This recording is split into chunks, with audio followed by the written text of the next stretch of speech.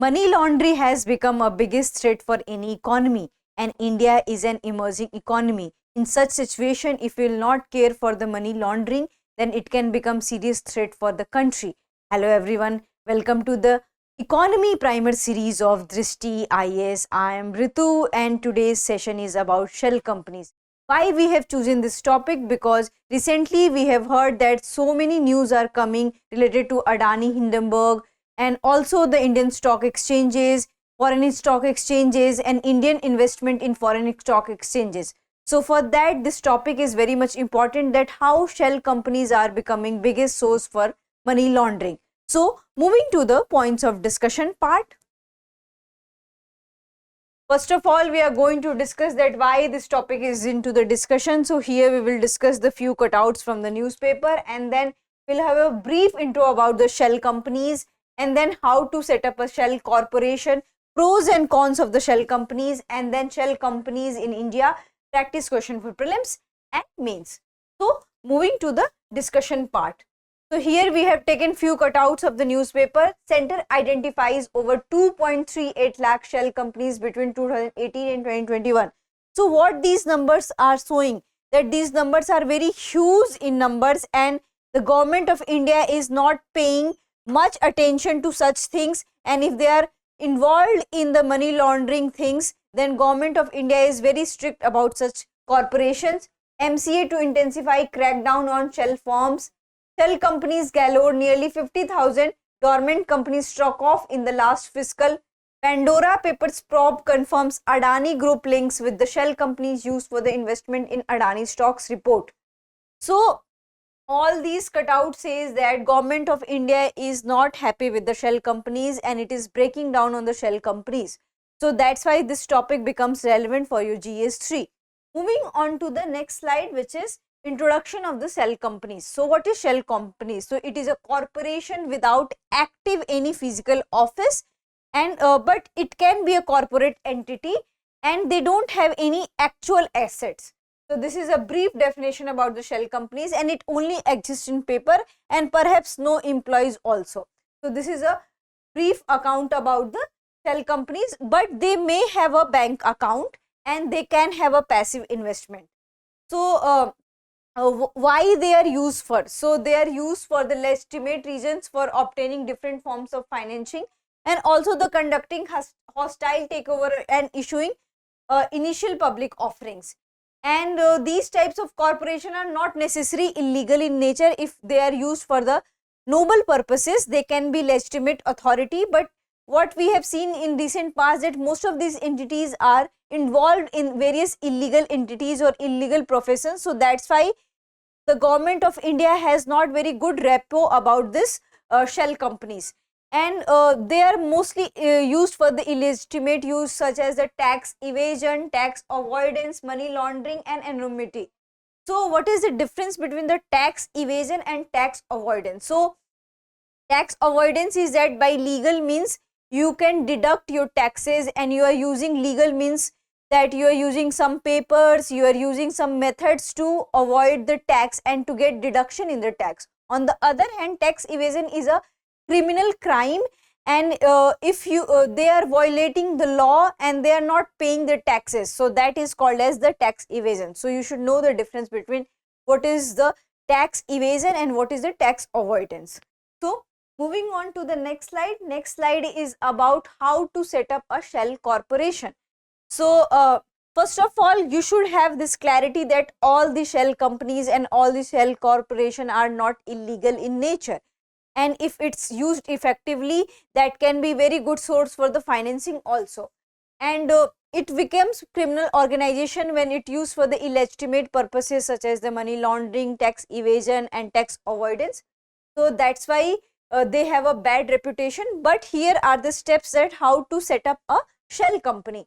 So first of all, you have to find a shell corporation, and once the entity is selected, select the name of the company and tax haven to the set up the company. So what is tax haven here?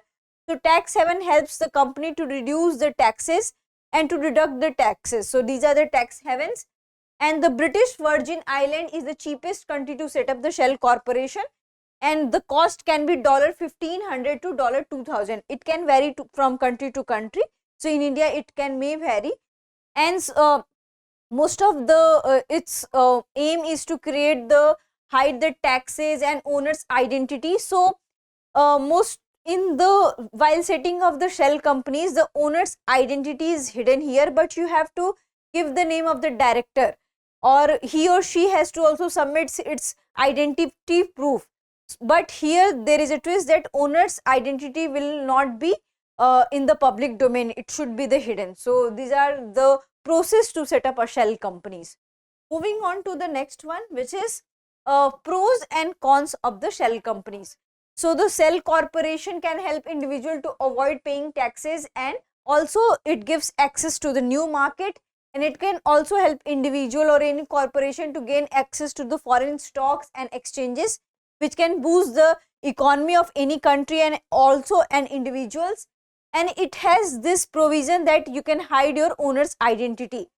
So this is the pros of the shell companies. Coming to the cons, so we already had discussed that it indulges in various illegitimate activities just like the tax evasions, and while doing such activities there is low credibility and low potential for any company. So you will lose your credibility and potential for as a company. So this is one of the cons. And also if you are indulged in illegitimate authority, that can also check to your criminal investigation. So these are the cons of the shell companies. Moving on to the next one, which is shell companies in India. So when it comes to that, what is the definition of shell companies in India? So it has a similar definition which we had discussed in the intro session. And coming to the Indian authorities or Indian Act, that what shell companies has been defined in India. So Company Act 2013 has no clear definition of the shell companies. So this is the status of shell companies in India, and the center has been cracking down on the shell companies because of its illegitimate means of doing business and investing in the stock exchanges, and also involved in various forgery crimes and fraud crimes. So that's why the center has no good things and good matchup with the shell companies. And what are the recent initiatives we have in India for this shell companies? So SEBI directed to stock exchanges to initiate action against 331 suspect shell companies and ban them for trading. So SEBI is the regulating authority for the stock exchanges, and shell companies are very much involved in the stock exchanges, and they are also mocking various stock investors. So the SEBI has taken a very tough action regarding the shell companies. Coming to the BSE and NSE, they had also moved 162 to 48 companies respectively to the stage 5 and graded surveillance measures. So shell companies are under the surveillance measures in India, and with over 7,000 crore of public money stuck in them. And because of the public money stuck in them, that's why Center of India and the Government of India is taking such kind of the actions. And a special task force on shell company has been also constituted by the Government of India to check their functions and to check their machinery, that in which machinery they are working. So these are the stances of Government of India in the shell companies. Moving on to the next slide. Next slide is about the practice question for prelims, and the question is related to the shell companies in India. And your options are shell companies are illegal entities used only for money laundering and tax evasion. Here they are asking the correct statement, so you should know what they are asking. And the second statement is shell companies are entirely fictitious entities and do not engage in any legitimate business activities. And your third statement is shell companies can be legitimate entities, but they are often used for illicit finances activities such as tax evasion and money laundering. Shell companies are exclusively regulated by the Security and Exchange Board of India.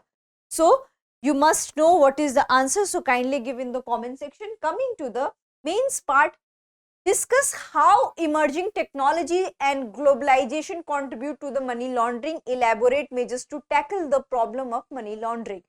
So first what you have to do, that you have to define that what is money laundering, and then you have to identify that how globalization and emerging technologies are contributing to the money laundering. So globalization, because we are living in a global world and many Indians and other people are also investing in each other, their stock market, their businesses. So what we have find that there is a lack of coordination despite of that we are in a global world, but we still lack the proper machinery, and because of the proper machinery we can see that forgery of different kind of public money, and so many people invest to the other countries in order to evade the taxes, in order to the tax avoidance. So these are the problems which are getting from the globalization. Then technology, so various fintechs, shell companies are also part of this technological, and because of that so many entities are involved into the money laundering process. So these are the negative impacts of the technology in the money laundering. Coming to the measures, so first measures, we already know that we have this FATF, and then OECD has also come up with the measures that we have to be careful for this thing, and India is also becoming very actively and taking part into all these measures, that how to prevent money laundering, because so many public money are invested for the noble reasons, but they are stuck because of the shell companies, because of the other technology, because of the other fraud fintechs. So we need to be very cautious regarding all such things, and Indian stock markets and Indian stock investors should be very aware about all such shell companies. So I hope you like this session. If you have any queries related to this session, kindly ask in the comment section. Thank you.